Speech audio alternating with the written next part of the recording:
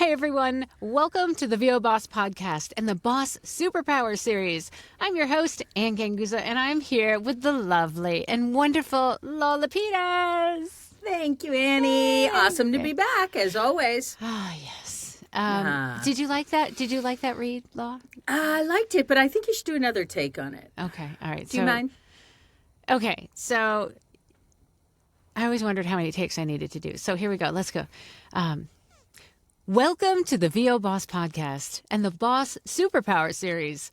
I'm your host, Ann Ganguzza, and I am with the lovely and talented Lau Lapides. Lau, welcome to the show.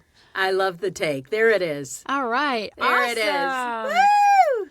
So bosses, what does that mean? What are we going to talk about? A very common question that I'm quite sure Lau gets a lot because you're sending out castings.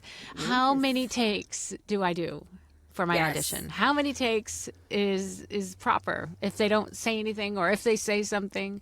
What's your experience with this, Lau? Well, I always go back to the drawing board and say, look at your breakdown. Look at your directions. We have so many folks. We don't have them, but in the industry, so many newbies, especially coming in, who do not read the directions. What are you thinking? Like you will be screened out just because you're not reading the directions. So you should be reading those directions for a million things, including how many takes am I submitting? Yes. Okay. Now, if they tell you, give us 2 takes, give them 2 takes. There wouldn't be any reason not to give them 2 takes. Just make sure the takes are unique. They're different. I know. They're not That's the same thing. take, That's what right? everybody gets so like freaked out about that.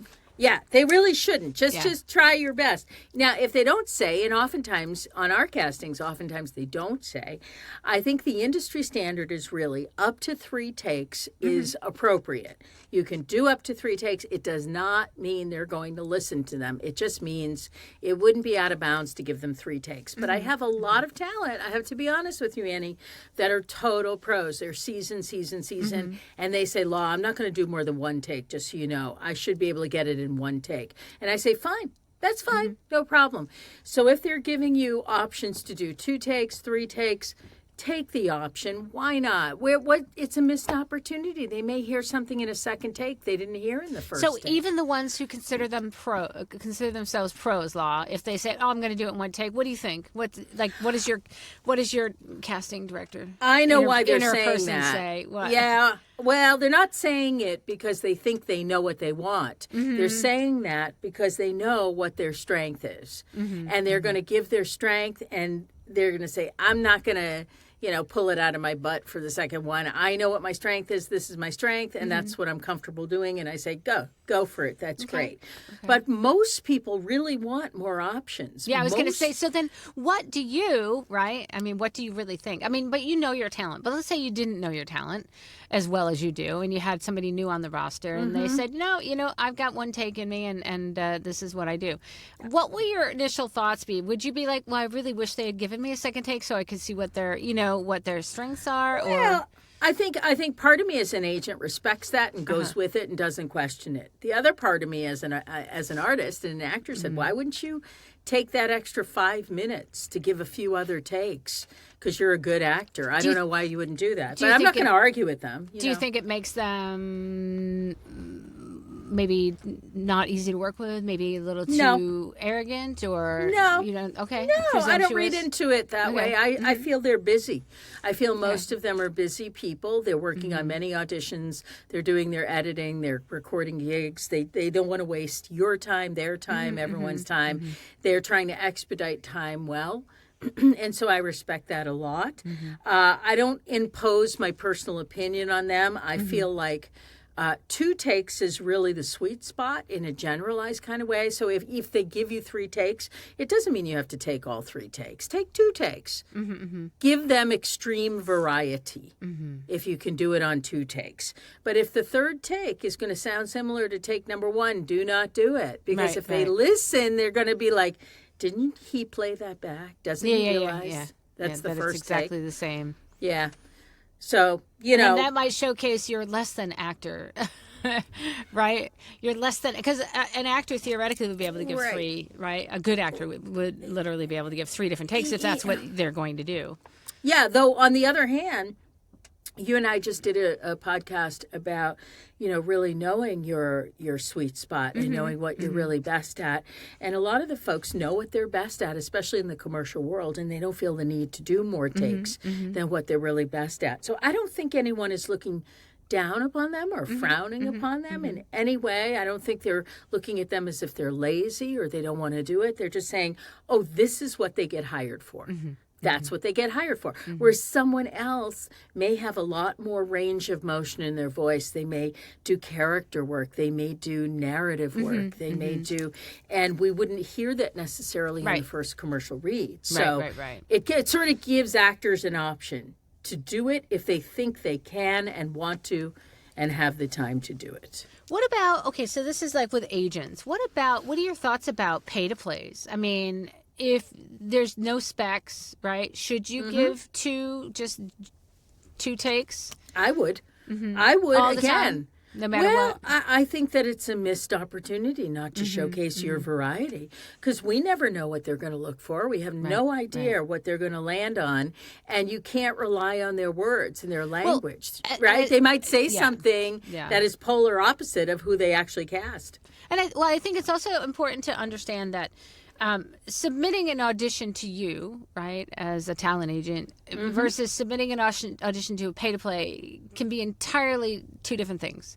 Because that's all you do. Day in, day out, 8 hours a day or however many hours a day, you're listening to auditions and casting and, working with your talent versus, let's say, somebody who posts on a pay-to-play, they may not have any casting experience. So their ears are not as trained for knowing, like, oh, this is a great actor. This is going to be able to serve my client. I'm going to put them on short list because they're going to be able to serve my client in whatever direction they choose to go.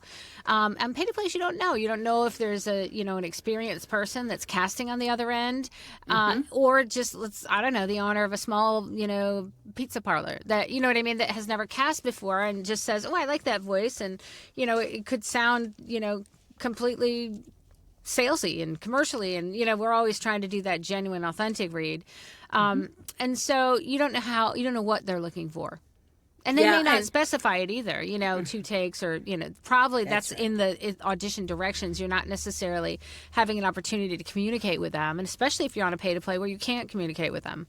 And you take a chance. Buyer beware. If you're on a pay-to-play, I mean, if a client is coming in and they're listening to castings on a pay-to-play, they don't know who this talent is oftentimes. They haven't been vetted. There's no one that represents them, we think. And you hope it's the same person that shows up for the actual audition. Like, you take a little bit of a risk in that, whereas if you go through a vetted agency or casting director, you're much more likely to sort of have delivered what you're asking to have delivered. So that's a little bit of a risk that I think a lot of clients are willing to take. They're willing to do it because they have a lower budget on this one, or maybe they don't want to deal with the middleman, any number of reasons, or maybe they're moving really fast and they didn't have time to connect with anyone to submit talent. There's a lot of reasons why they would go to a pay-to-play, right? So, but it's blind. It's still a blind process. You don't know who's on the other end of that process. Absolutely. I mean, it could even be AI. We don't even know that it's a real person now. I've been listening to AI voices in different contexts and astounded at the level of real and naturalism that they have now hit with those AI voices. So you can't even assume that it's not a troll or something that is not human. You don't really know. Okay, well now, so now you've brought up another point, but I'm going to go back to the 1 take or 2 takes because you said I'm surprised at the realness of the AI voice. And is this an AI voice that has actually submitted an audition to you? Well, no, I don't. Well, again, would I know? I wouldn't really know. No, I don't think so, because the people we work with are human beings and they're in our roster. But I'm saying if you're on a pay-to-play, you don't know that that's a real person. Well, this is true. You really don't know. I mean, buyer beware. Yeah, right? people could submit an AI voice for that. However, I would like to think it's not as qualified as a human voice. Right, but we don't know. You don't know what your client is looking for. Like I said, I just did a teachable moment on this. That there are some clients who, they don't have a big budget, and prior to AI, they would hire the people with the lowest budget, which might have been the best actors, right? Mm-hmm. Or, it would have been the lowest bidder. And so if AI is an option for them and it's cost effective for them, they're going to choose it. It's not like we're losing out any more jobs to AI, to be quite honest, because it's the same. It's who is picking you, right? Who is casting and what their qualifications for the voice is. Now, I'm going to talk about how many takes when you have a long, because it depends on like where it comes from. But if you have a paragraph and it's like maybe the entire script, like if you're doing a corporate and you're on a pay to play and they just submit the whole script, do I do one take or two takes of a paragraph that might be a minute long? I would say at this point, my decision, if there's nothing denoted there, I do the part of the script that either the beginning, right? I'll do that as one take because that's what typically most people will do. And so if they're going to make comparisons, you'll be in comparison with the other people who submit. But also if they ask for two, I might do a different section of the script. I'm certainly not going to do the entire script, right? For the most part, because that's like a job. And I don't know if it gets selected, that they might not use that and maybe not tell me.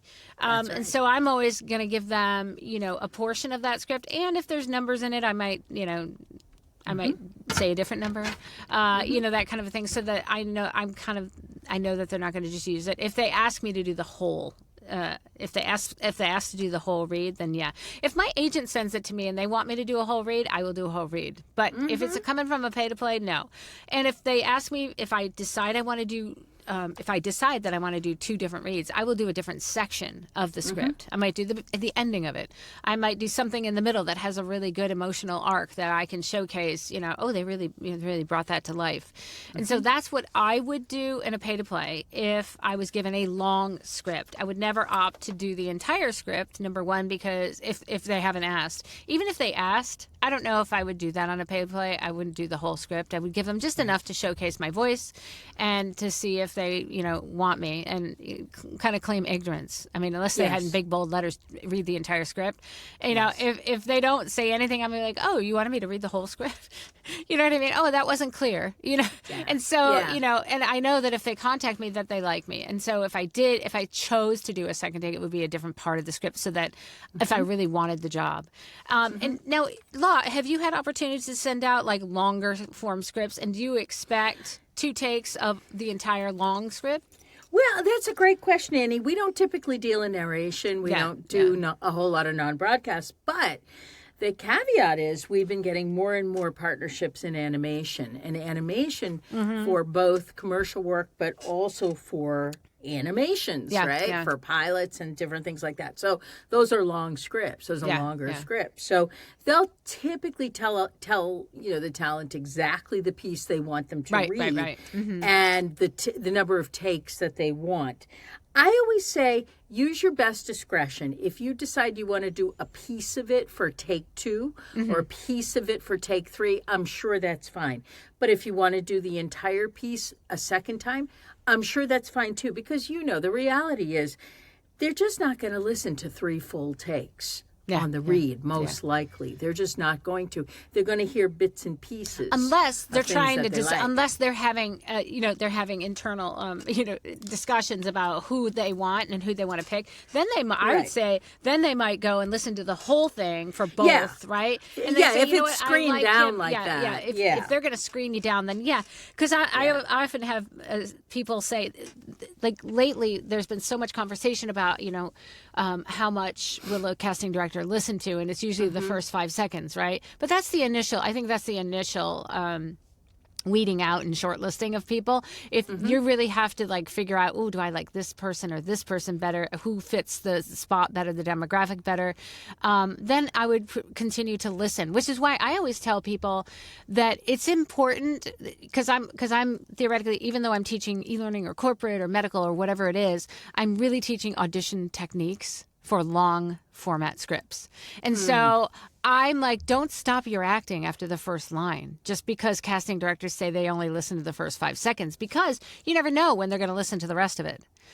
Right? No because question about if it. they're reading you out, and let's say they like your voice, they love your read, and they're intrigued and they listen to more of it, they say, you know what, maybe this person isn't the right fit now. However, I love their read, I love their acting, and so they put it, in their pile to be checked on later. And so I always say, you don't just stop your acting on the first take or the first part of the first take. So that, I think, is an important thing to denote to you guys who are wondering, how many takes do I do? And then when you're like, well, I'm pressed for time, so they only listen to the first part of it anyways. Let me just do the first the first parts of it different. And then I would say, how many takes, make sure, as you said in the beginning, that they're unique. And it's not like, I would say, don't make it an obvious take. Like, so many people I know, if they're under the gun and you're being live directed, you're going to be like, here's my first take, here's my second take, and here's my third take. So it's all different pitches, really. And so that's a little too, I say, obvious in terms of, I'm just going to change my pitch for that second take. Try to make your second take a little more unique, more so in the point of view that you have, or for the acting or the scene that changes, or the person that you're talking to. If you can do that, when you're sitting here in your booth, right, and you've got the time, right, to do that second take and put a little more effort into, who am I talking to? Let me change the scene and see if I can get a different read, right? Because that's going to give you a completely different read. Otherwise, it's just going to be like, oh, there's the typical, this is take A, and then this is take B. And, it's not going to buy you anything, I think, with the casting director. Because, again, remember, they are very experienced. They know they know when they hear an actor. And they know it right away. And they know it right away if they listen to the second take, if you're just doing a pitch change. So and I want to make it clear, when I say variety, I don't mean like overtly an entirely different character. You can do that if you want to, but you don't have to. When I talk about that, I often talk in terms of nuance. Like, really find some more subtext, dig a little deeper, nuance some of the language, change your breath, change your energy. You don't have to change it out from, I'll be someone from the South, and now I'm going to be someone from, wherever, China. Exactly. You don't have to do that, really. As you said, Annie, that ear is so trained. Different subtext. Yeah, even just... It's great. Even just thinking different detailed thoughts changes your read. Yeah. Or changing the person that you're talking to, change their circumstances, right? What do they need from you that you're going to solve? And maybe this one person needs something a little bit different. Again, very nuanced. And it's so funny that you brought that up, Law, and it's a great validation for me, because I'm doing a presentation at VO Atlanta on emotional intelligence in narration. And a lot of that, subtext comes into play when you shift your energy, you shift who you're talking to, and your relationship. Really, it's all about the relationship you have with the listener. So shift your relationship. Maybe maybe you're an authority figure, a CEO talking to a consumer, and you're trying to sell them on this product, right? Or maybe you're talking to more peer-to-peer. Colleague to colleague, or maybe with a lot of commercials, you are like friend to friend kind of thing, where you're recommending. So, absolutely, those are different relationships, and you're going to speak differently. And so think that way rather than just, let's quickly go in there and change the pitch. Now, exactly. I would say if you're in a live session and they ask you for another take, right? So you're in a live session, you got to be quick, right? Yeah. And so the more pivot, the more you actually practice this, I'm going to say it's not impossible to be able to switch the scene or switch the subtext in a matter of a few seconds. I mean, you know what I mean? If they're like, okay, can you give me a different take? And you're like, okay, give me a beat for a minute. Let me just work on this for a second, and then deliver it. Nobody's gonna think badly of you for that, because you're gonna really give them a different acting, read rather than just a pitch read.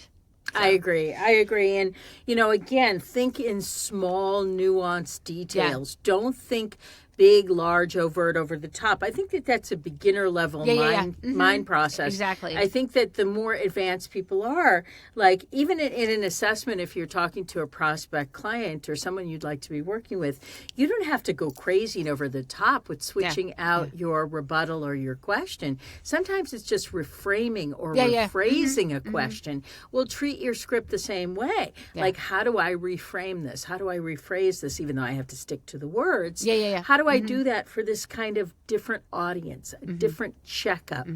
And that unto itself is going to give it a whole new spin that to a trained ear is they're going to pick it up. You don't have to worry about that. And that's something you have to actively, I would say that is something you have to actively think about. Like, it's not like, oh my God, let me just give them a different sounding read, right? No.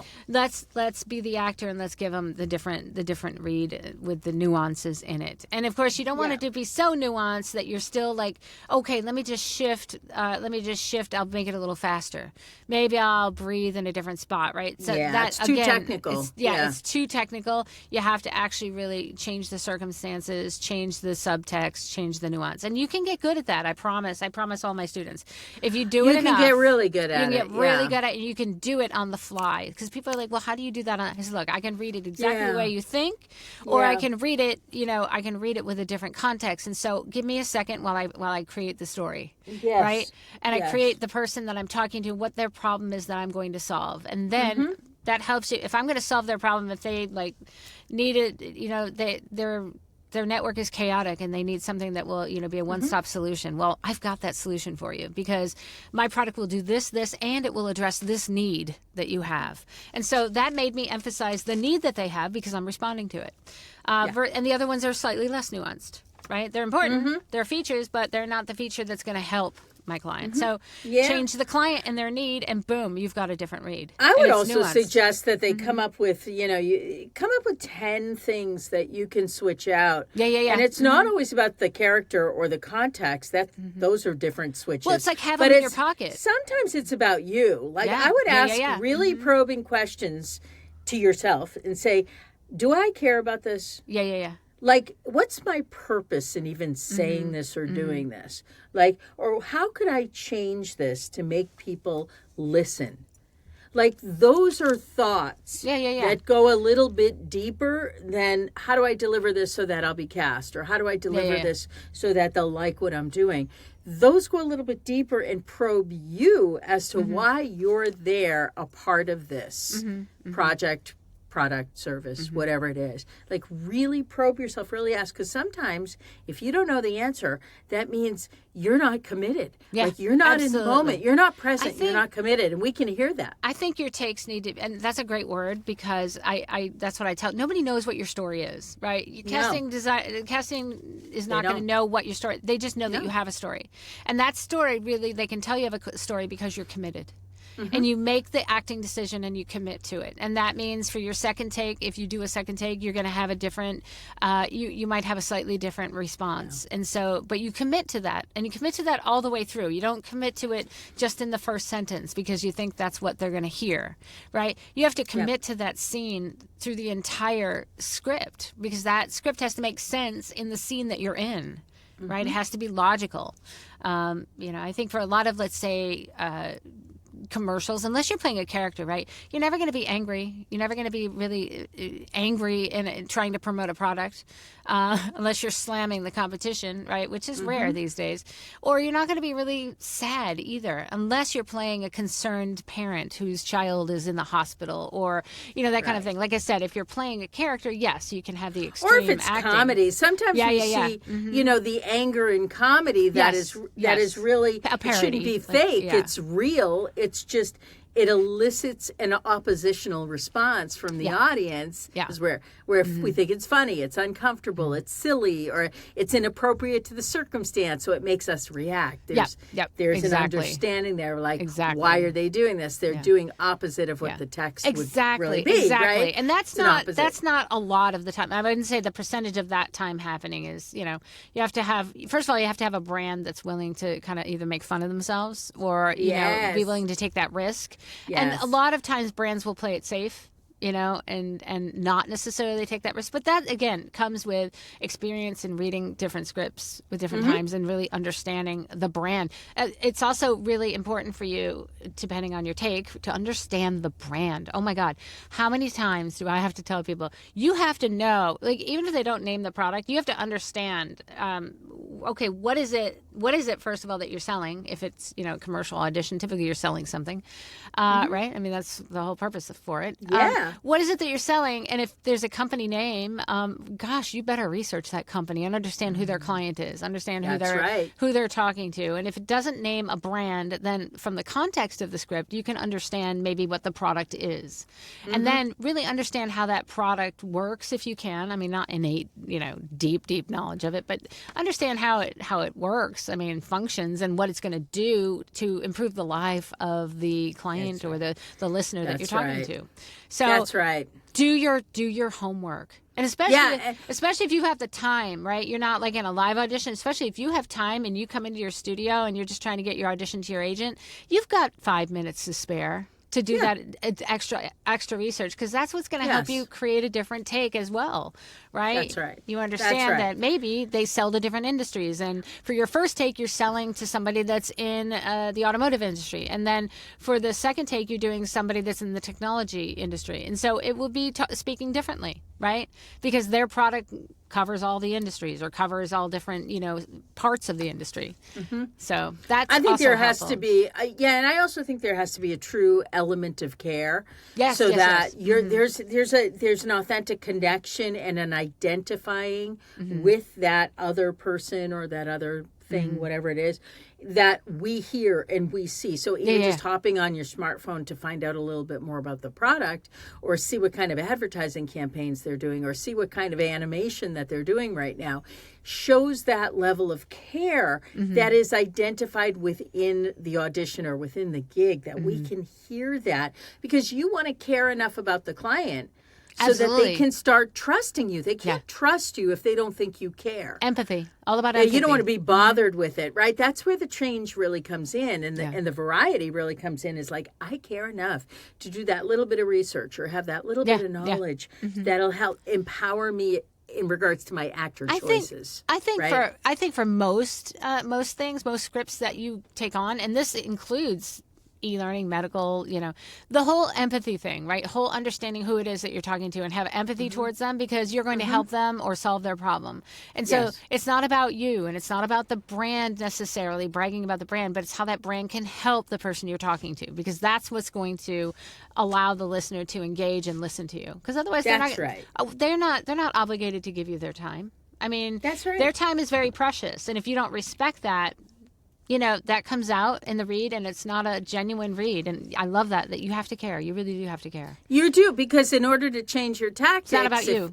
If what you're doing isn't working or isn't what they're looking for, to solve the problem, you have to change your tactics. So you have to care enough to know how to do that, right? So that's really the variety, is like, I'm doing a tactical change. I'm doing a strategy to see how that works with filling your need right here, right? So if I don't care, it's going to be harder for me to come up with that. Absolutely. And like I said, I have some students who stress out about the story, and I'm like, look, nobody knows what your story is. Like, I know. You're the only person that knows your story. All I want to know is that you're committed to it, right? And I hear that commitment, and I hear the fact that you're, it has to be logical. I mean, the script has a context, right? It has to be logical for the context of the script. But they don't know exactly what the story. They don't know exactly what's, where are you in the scene? They don't know. No, we don't know your bio. We don't know your profile. We don't know what you created. We just know that you're committed to your story, and that's what tells us that you're an actor. And if you can do that for 2 scripts, for 2 different versions of it, absolutely. And that's really one of the biggest qualities when you think about creativity and creatives. What is creation in creatives? It's people caring. That's where that passion comes from. They're super personally attached to caring about that outcome, that product through their process. They care through the process. Yeah. And it's so funny, because if you step back and you listen to everything that we just said, right? All we've been talking about is the fact that we are truly actors. I mean, so many people just think of voiceover at a surface level. right? And they're like, okay, 2 different takes. I'm going to sound 2 different ways, right? That's immediately what I think everybody that goes, they go to that, unless they've been in this business for a while and they understand the importance of acting and the importance of acting for every script. And now we're taking it beyond. You're not just sounding different, because we can tell if you're trying to just sound different. It really is about the empathy, the care, the homework that you've done, and the subtle nuances that really make a difference for the 1 take that you do and the 2nd take or the 3rd take that you do. So I love that. yeah, it really is about the acting, and it's not just like, oh, I'm gonna have a polished read that sounds empathetic. You don't want to be like, oh, I don't want to sound compassionate. Like, don't try to sound compassionate. Like, that's right. Have a scene in which you're reacting with compassion. Here's your alliteration for the day: care, create, and change. I love that. Care, create, and change. That's perfect. That for your 2nd take, care. Well, for both 1st and 2nd takes, and or 3rds. So, and your career. Yeah, exactly. So, oh, what a great! I love it. I love it, guys. So, if they tell you to do 2 takes, do 2 takes. Make sure they're different. If they don't say anything at all, it's your option to do 2 takes. Again, make sure that it is a different take. And yeah, I mean, really, it's. If you're confident in what you do, then that's fine too. Again, you don't know how the other end's going to react, so it's it is what it is. I mean, I think your best chance is to just showcase as much of an actor as you are. And people who really care about what they're doing, whatever it is that they're doing, they don't really care about what you think of them. They care about the person that they're working with, helping, creating for. That's what they really care about, right? So take a check on that. Don't worry too much about what people think of you. Worry more about caring of what you can offer, your value to them. Good point. I love it. What a great conversation, Lau. I hope this helps you, bosses. I hope so. Right? In determining how many takes. How many takes does it take to get to the center of voiceover acting in your auditions? There you go. Woo, I love awesome. That. Thanks again, Lau, for an amazing conversation. Incredible. Loved it. Bosses, big shout out to our sponsor, IPDTL. Connect and network like bosses. Find out more at IPDTL.com. Bosses, have an amazing week. We love you, and we'll see you next week. Bye.